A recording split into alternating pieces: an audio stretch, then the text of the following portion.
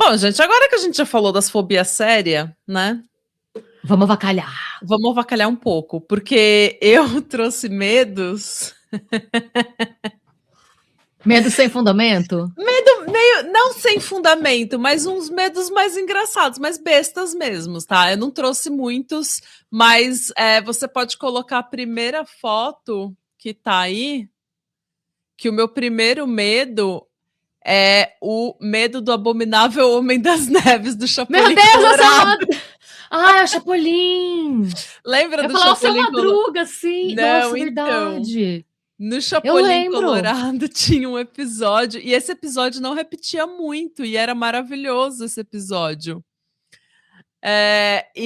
Meu, o Chapolin tinha umas coisas cabulosas, né? De assustador, Sim, assim. Eu gostava mais do sim. Chapolin do que do Chaves. Passava primeiro. Eu gostava mais do Chaves, mas o Chapolin tem muita referência da literatura. Então você aprende muito, né? O episódio do Chirrin Chirrion do Diabo, o episódio da Camponesa, o episódio até do Homem das Neves. Tem muita coisa da literatura, do folclore, que a gente nem sabe o que é, mas na verdade tem essas referências. Não priemos Então, cânico. Calma, calma, não priemos cânico. não priemos cânico. Gente, segundo o site Fandom, esse episódio é de 1976 e foi exibido pela primeira vez no Brasil em 26 de dezembro de 1990 no SBT. E eu tava vendo esse episódio em 2001 ainda.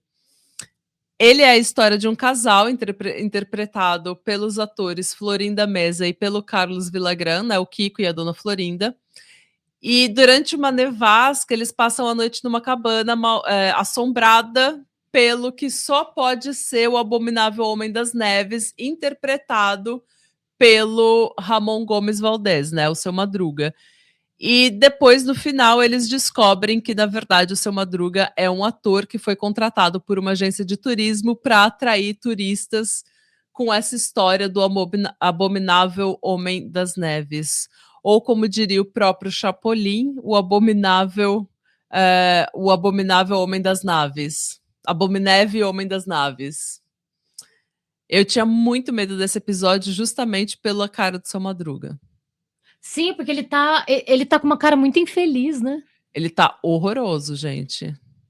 É muito engraçado. Quem tinha medo, gente, desse episódio? O episódio mais velho que a maioria da gente aqui, Esther. Sim. Eu vi esse app poucas vezes. Então, ele não repetia muito. Todos os episódios repetiram 500 mil vezes. Nossa, Esse daqui... sim. Gente, Lembra do bebê gigante? você nunca assistiu, Tamires? Tem no YouTube. Coloca Abominável Homem das Neves. Tem ele inteiro no YouTube. Chapolin, né? Põe do Chapolin. Chapolin. Inclusive, antes da live eu tava vendo, que eu fiquei nostálgica. Quando eu era criança, eu tinha medo do Doutor Abobrinha. Eu não sei porquê, eu só tinha raiva do Doutor Abobrinha. Eu tinha medo dele, não sei porquê.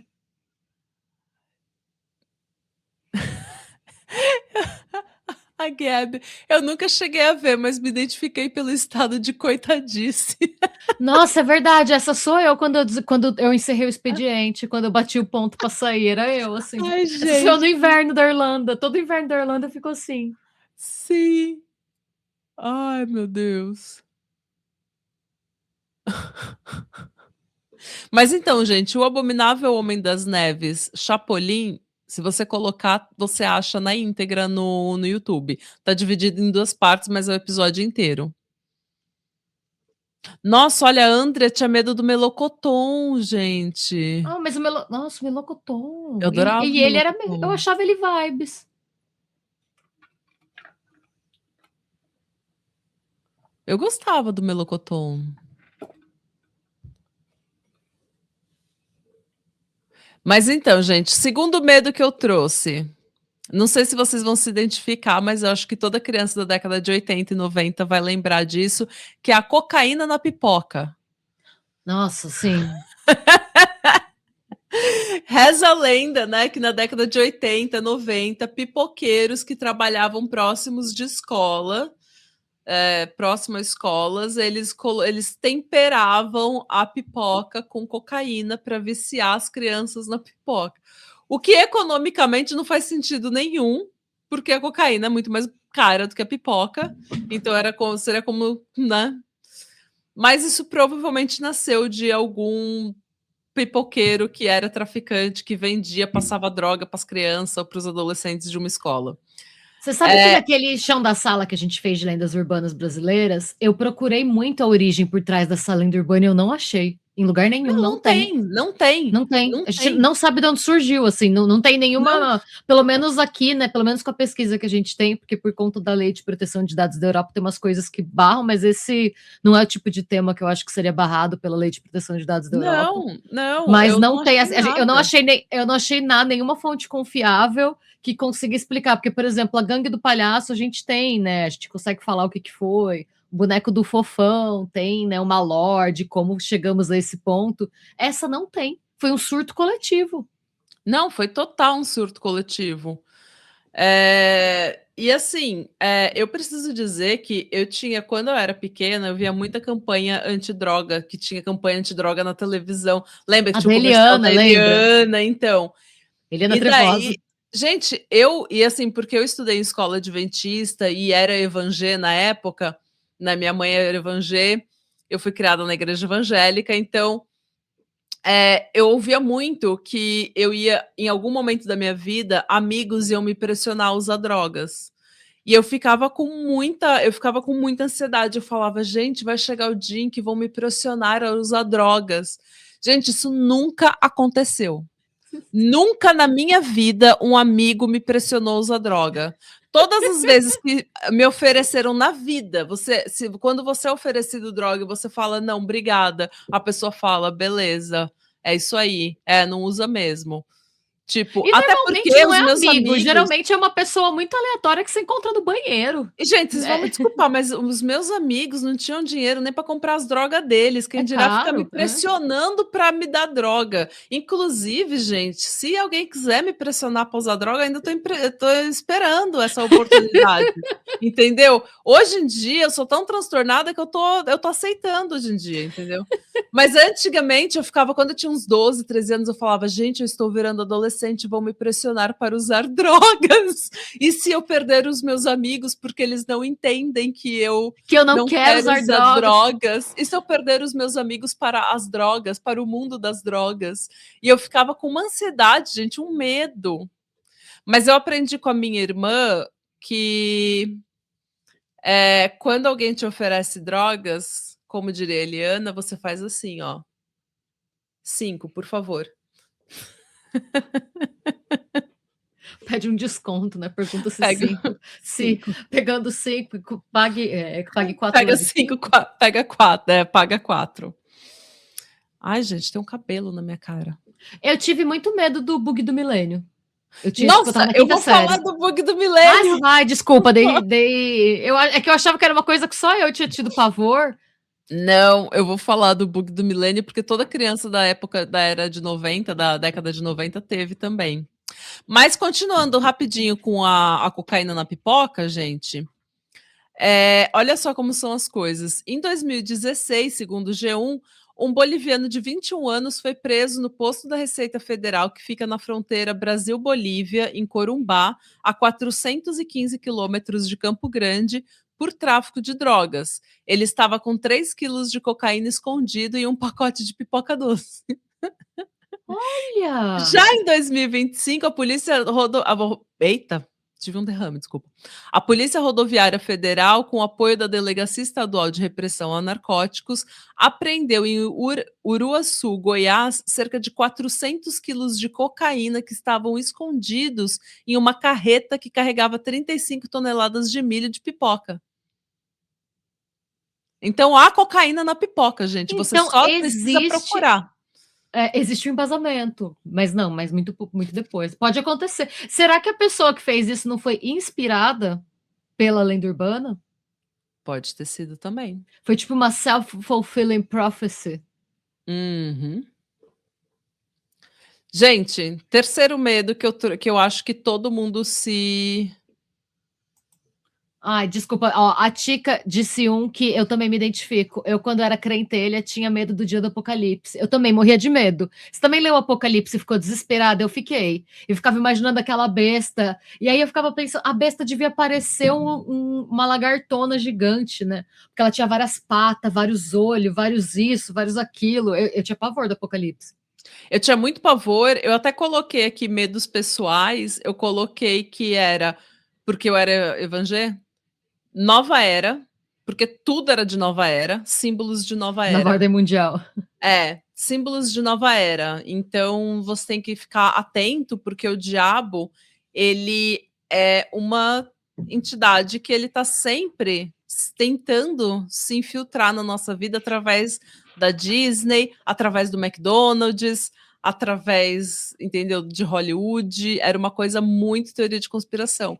E você podia identificar essas coisas vendo os símbolos de nova era. O que depois de um tempo eu comecei a perceber que era só intolerância religiosa, porque muito desses símbolos de nova era do diabo era simplesmente símbolos de religiões de matriz africana, símbolos islâmicos, símbolos maçons, então era só intolerância mesmo. Mas eu tinha muito medo do diabo, dos símbolos de nova era, do apocalipse, e foi por isso que eu fiquei com muito medo do bug do milênio. Porque eu falei: "É agora, gente, vai acabar o mundo. A besta vai chegar". Aliás, Drideso, Brian, obrigada pelo superchat, gente. Muito Ai, obrigada, muito vocês estão nos obrigada. ajudando. A gente fica muito feliz, Muito. gente. Obrigada E o mesmo. Brian Muito mais por colocou essa. mais uma cervejinha para vocês. Beijo. Ai, Ai, muito Brian, você é obrigada. maravilhoso. Muito obrigado. Como que é o nome da pessoa que mandou outro? A Drideso. Dri, muito Ela é uma ouvinte obrigada. sim, ela mora lá no Japão. Ai, ela é maravilhosa. Sim, ela sempre comenta, especialmente quando a gente traz casos do Japão. Sim. Dri, muito obrigada. Muito Muito, muito, obrigada, muito Dri. Um obrigada. beijo. Você é Desculpa, às vezes a gente demora um maravilhosa. pouquinho para agradecer, porque a gente se perde lendo, mas a gente tenta olhar sempre que tentamos não perder nada. A Tamires está falando, ela já teve hiperfoco em Illuminati. Eu também, Tamires. É mesmo?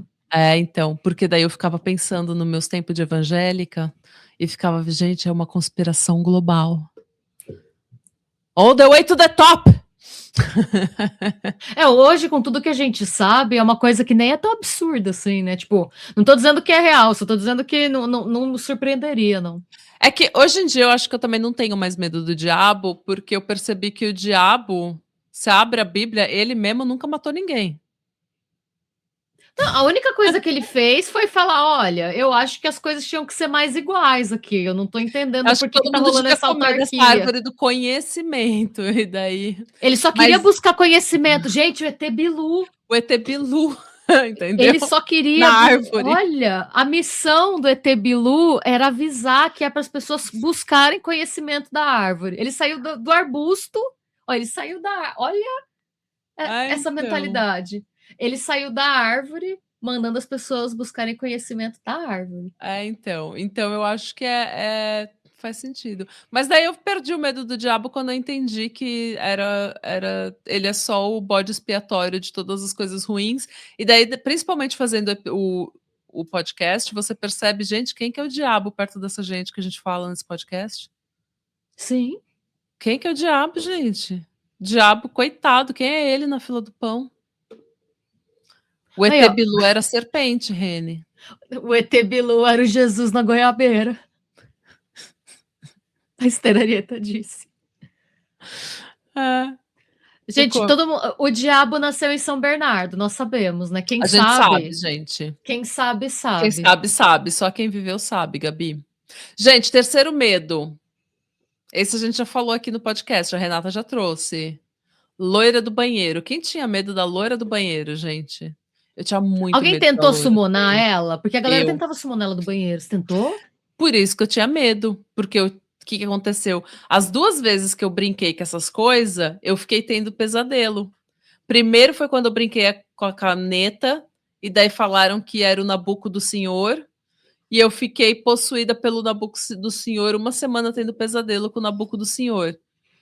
E daí a loira do banheiro, a gente estava no banheiro, mas eu era muito pequena. Eu estava no pré quando eu ouvi.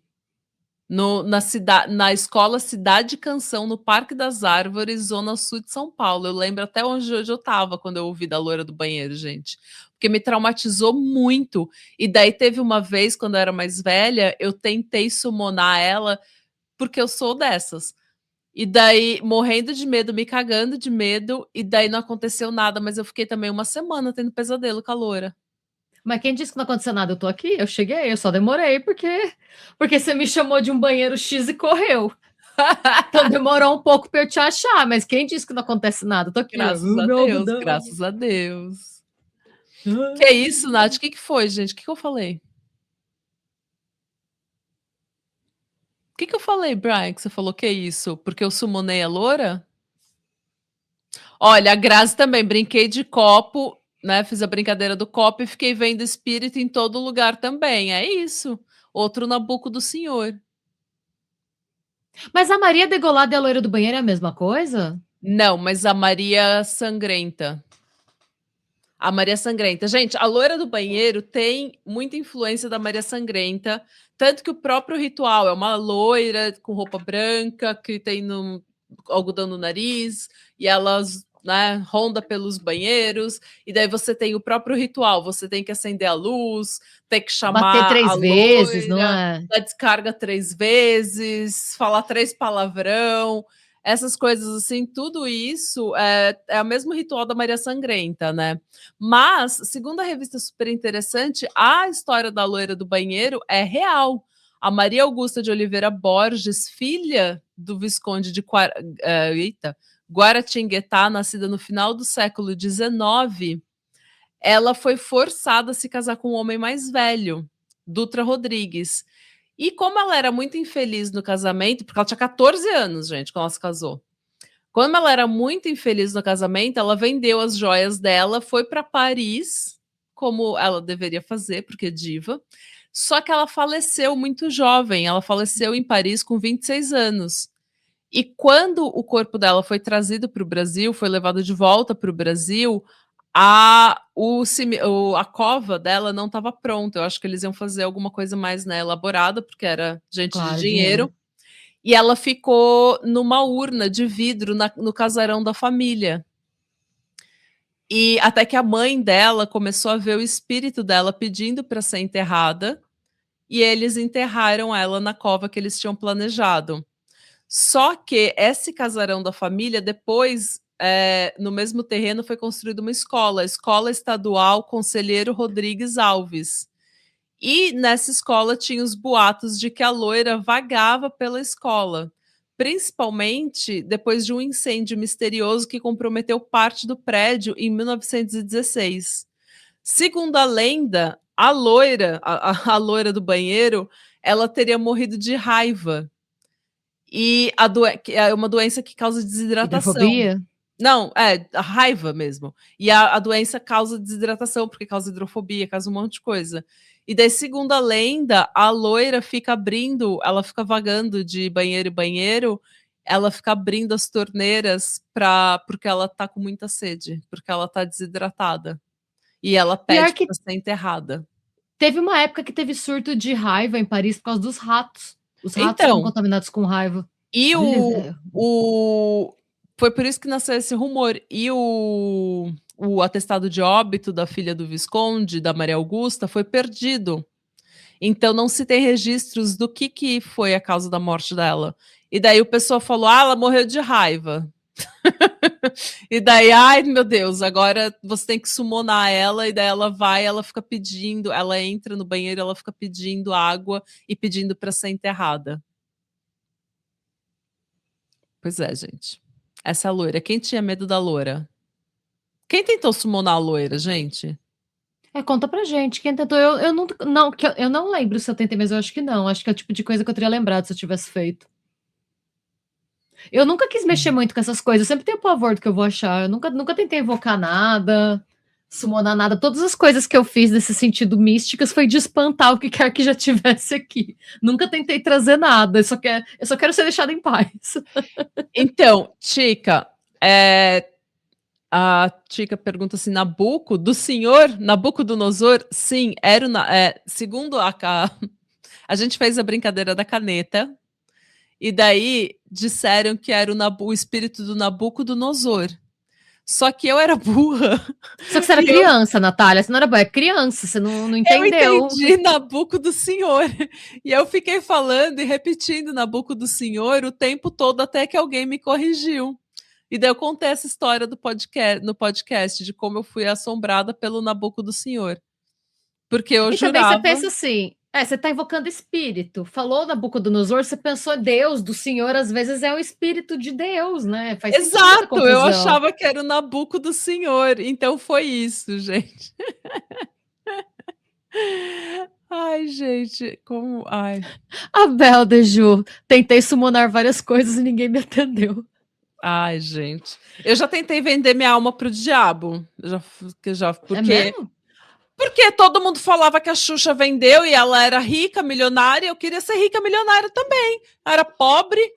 Ah, mas não é só falar, não é só berrar que você tá oferecendo alma pro diabo. Você tem que ir na encruzilhada, tem umas paradas que você tem que fazer, não Não, tem? eu fiz igual o Michael Scott no The Office. Eu falei, Ai, eu declare! declaro falência.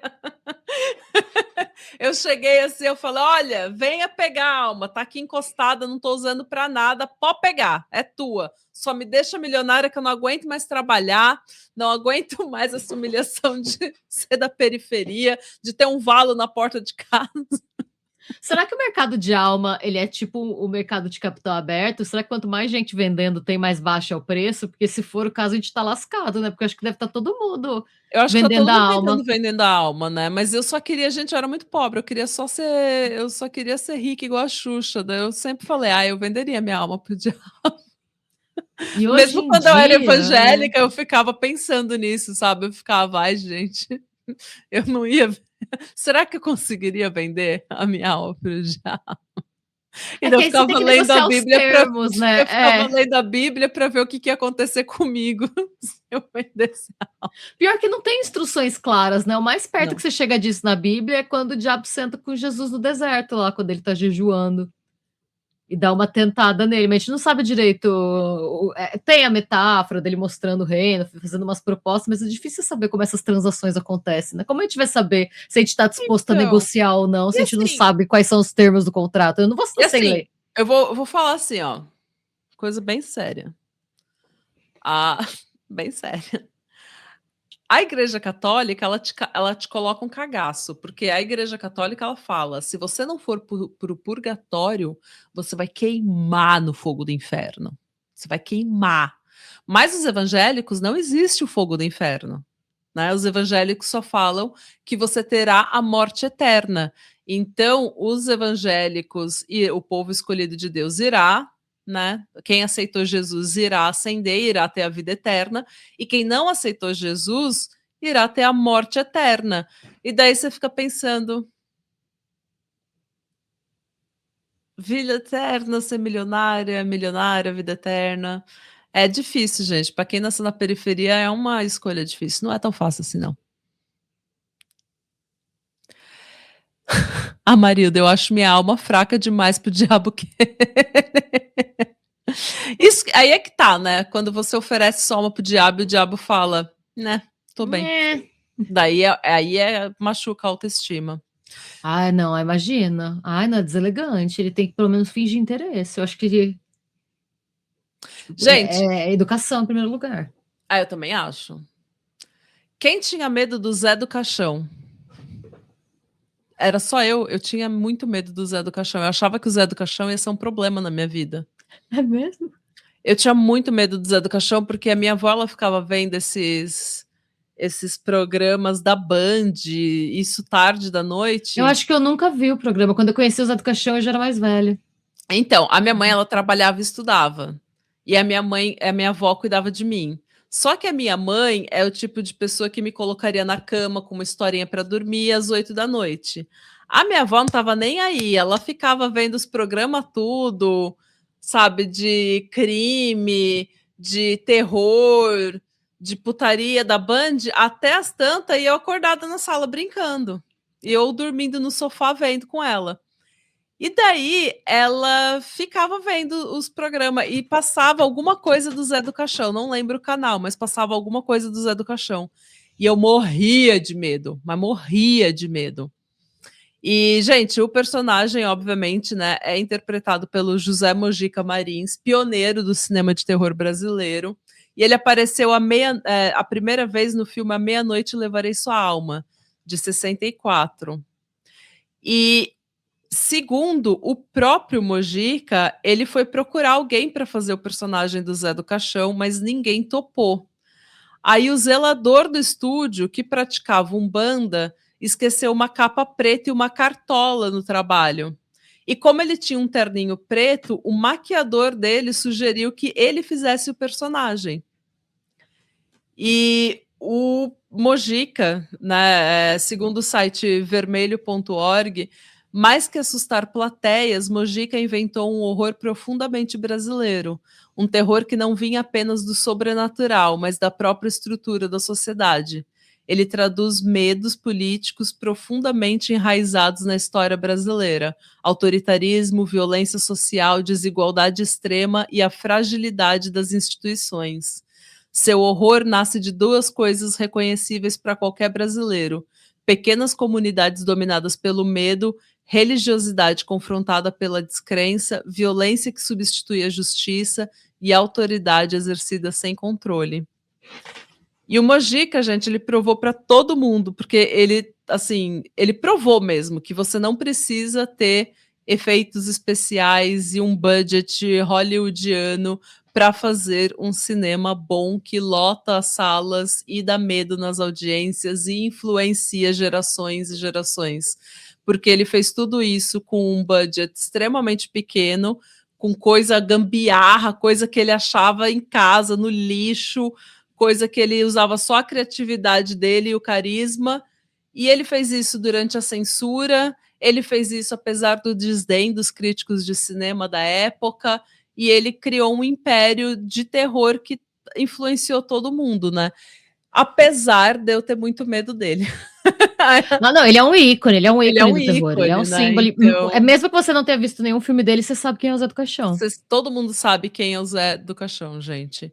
Então, e é isso, gente. Vamos ver. Tem outra coisa que eu achei que ia ser um medo muito, ia ser um problema muito grande na minha vida.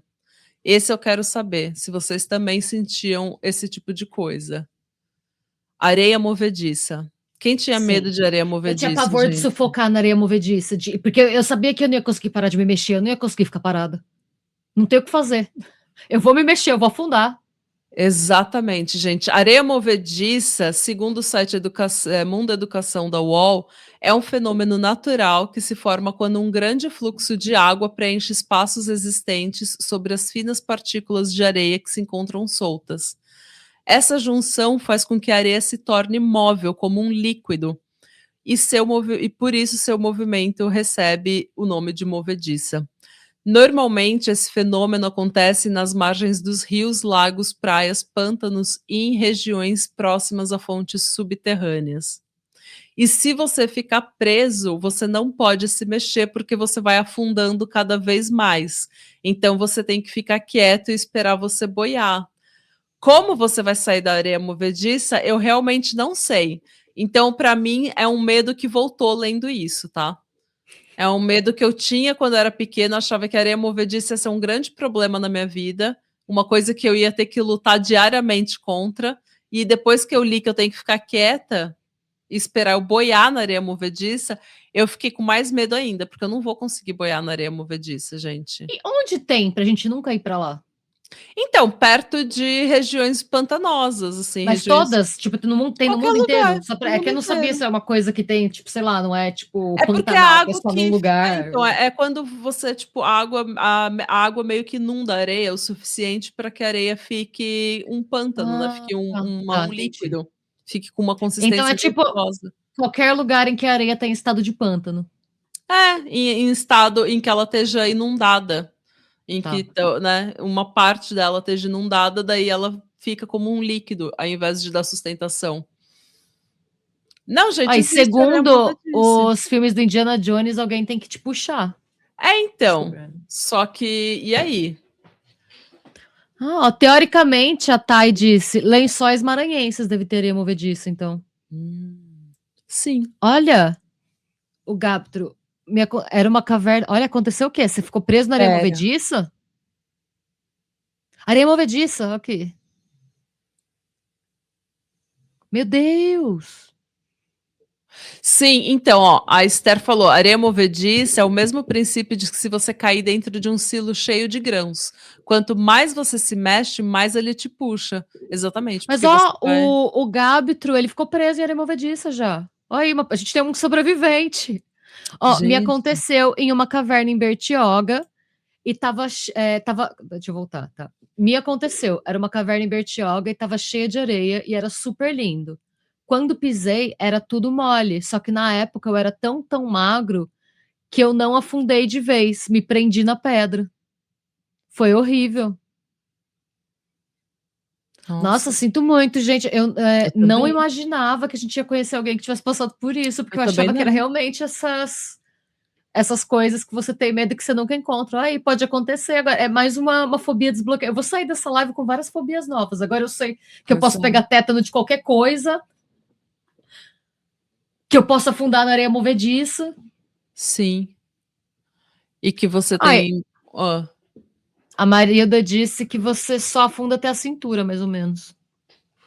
Ah, então, porque ela não vai te comer, né? Não é assim também, mas Mas é é... quando você é uma criança, vai te comer. Por isso você fica Ah, eu preocupado. também acho, eu tava preocupadíssima, gente. Sempre fui Teve um caso preocupada. que a gente fez há muito tempo, tá, gente? Do Bob Dunbar.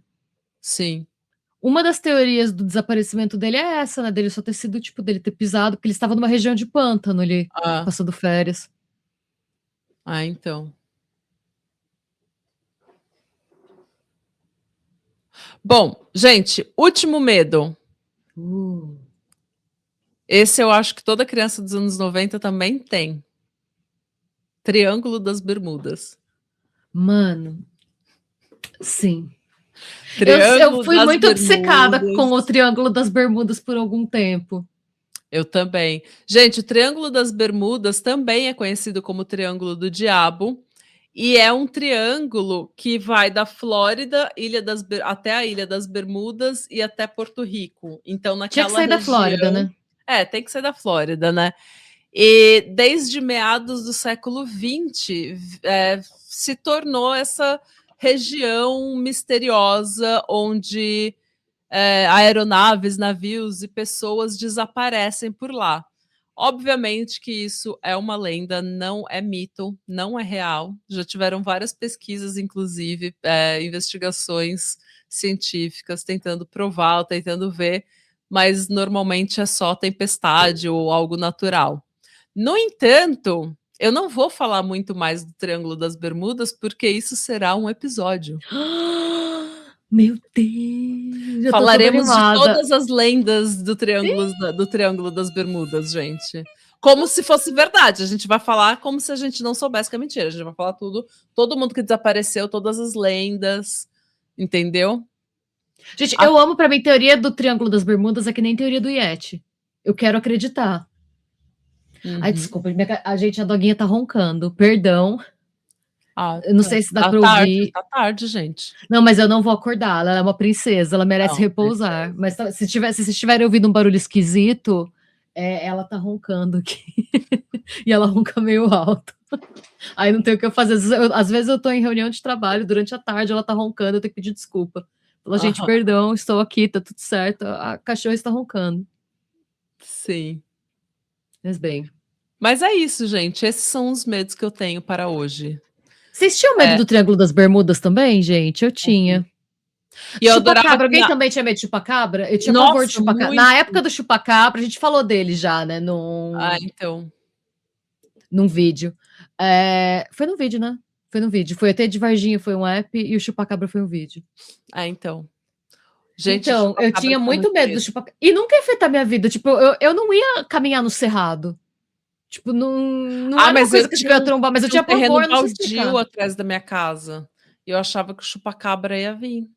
É que Porque o tinha umas chupacabra não é um cabras bicho. que ficava Tinha. lá, Tá. É que o entendeu? chupacabra não era uma criatura urbana, né? Você não ia encontrar ele andando pela É, rua, assim. é que eu morava na Alvorada. A Alvorada onde eu É morava isso. não era muito urbanizado, assim. É que era Tinha um uma terreno época que você baldio. morava. Que você não tava em São Paulo, né? É, eu morava mal. Não que em São Paulo eu morava bem também. Mas daí tinha um terreno e tinha umas cabras lá do vizinho, e eu falava, ai meu Deus, eu via no Gugu o chupacabra, eu falava, ai meu Deus, o Ele chupacabra está vai vir pegar vindo! essas cabras, e eu durmo aqui com a minha avó nesse quarto, bem que dá com a janela, bem no terreno baldio, onde ele vai pegar as cabras. Nossa, não é. É que você tinha motivo ainda pra ter medo, porque você tinha o terreno baldio. Eu tinha medo sem motivo nenhum, não fazia sentido nenhum. O chupacabra não tinha por que vir se meter comigo, sabe? Olha, cadê? A Soraya. A Soraya falou que tinha medo de ser abduzida.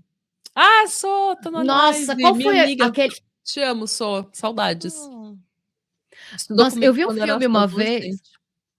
Ai, amigos de escola.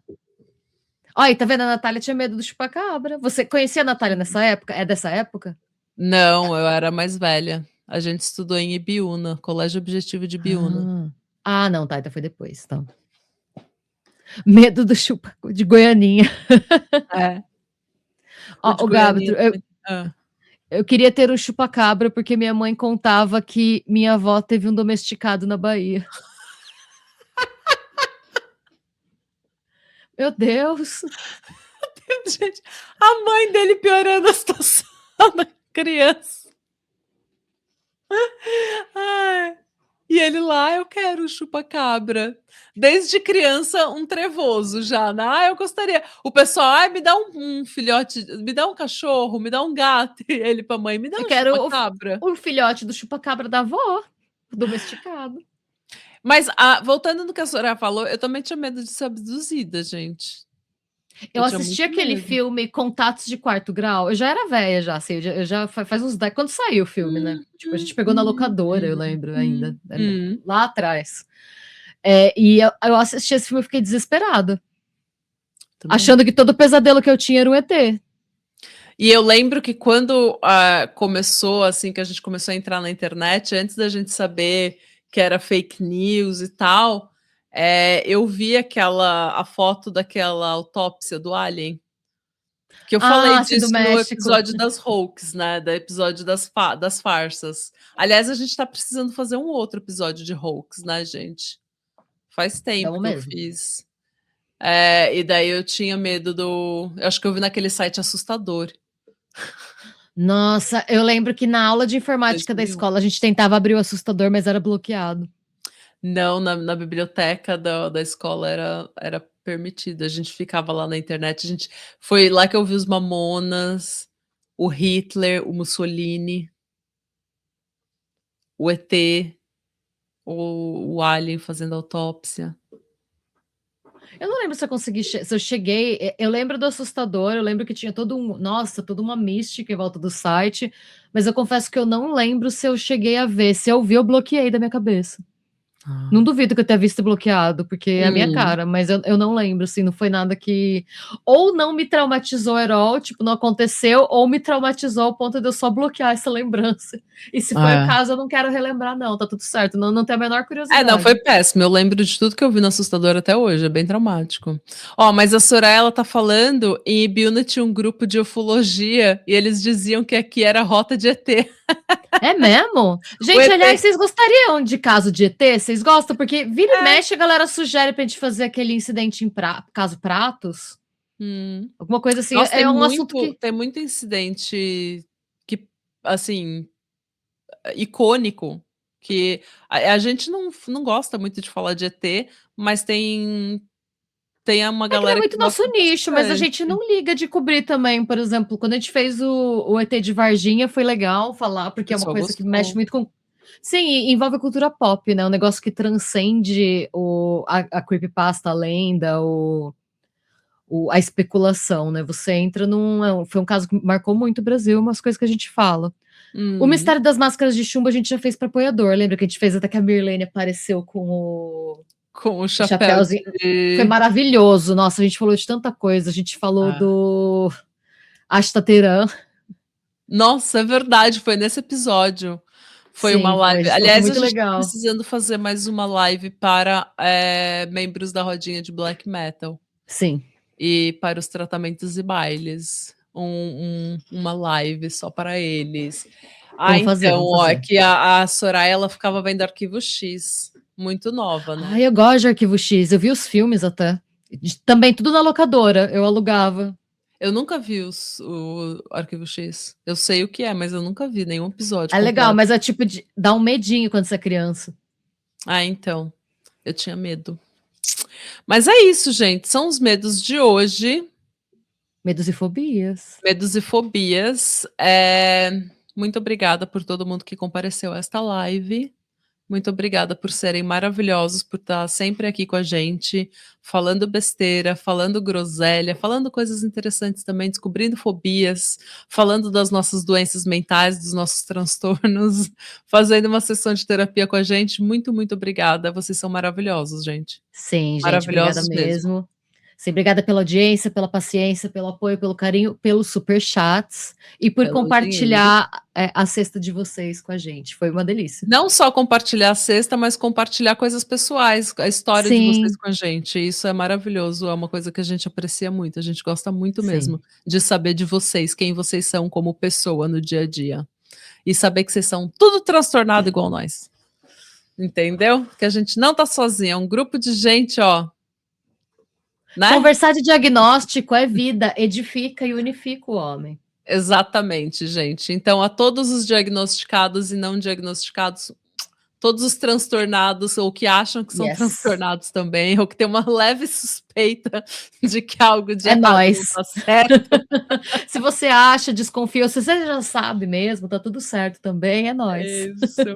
É isso. E a gente vai tentar fazer mais uma live daqui 2 semanas, mas a gente, na verdade, não sabe, né, Renata? Porque daqui 2 semanas estaremos não, a gente ainda vai indo estar para aqui. Berlim, né, amor? Não, ainda não. Quer ver, ó, hoje é dia 9. Hoje é deixa eu pegar, ó. A live começou no dia 8. Calendário. O meu calendário é de gatos. Mas 22 bom, a gente dia... ainda vai estar aqui, mas a gente tem uma live em Berlim. Tá, 9. Para fazer. A gente pode fazer 16. Porque 16 é o próximo, 23. É um dia. Não, o dia 22, é um dia antes, 2 dias antes da viagem. Então, amor, mas daí a gente vai fazer outra live, a gente precisa discutir isso, gente. A gente vai ter que conversar depois. A gente vai porque ter que às vezes não vai. Não, é porque a gente vai ter que gravar os episódios para o tempo que a gente vai estar fora. Talvez não dê tempo, né? Mas a gente precisa gravar na sexta, na verdade. Então. Então, é isso, gente, ó. Mas a gente vai então a gente se vê em Berlim, olha. A gente se vê em Berlim. Nossa, a gente se vê em Berlim, gente. Olha, adorei. A gente se vê em Berlim. Então. Nossa, deixa mais perto a viagem. Não, tô precisando tanto dessas férias, mas tanto. Eu também. Gente, boa noite e muito obrigada. E tchau. Beijos.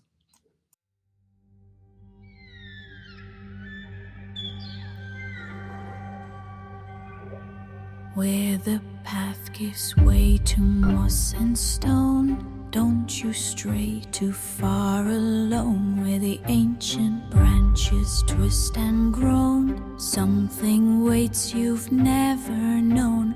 Billy went to fetch the pail, followed whispers on the trail, left his jacket on a nail just beyond the shadow veil.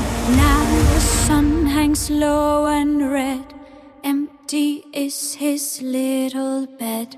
All the trees have taken one again.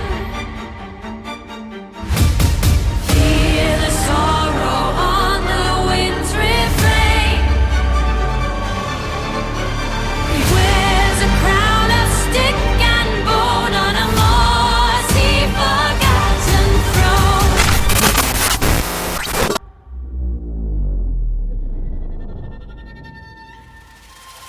It has no name we dare to speak. It watches through the coming week. Its roots run deeper than the grave. It only wants what it can save.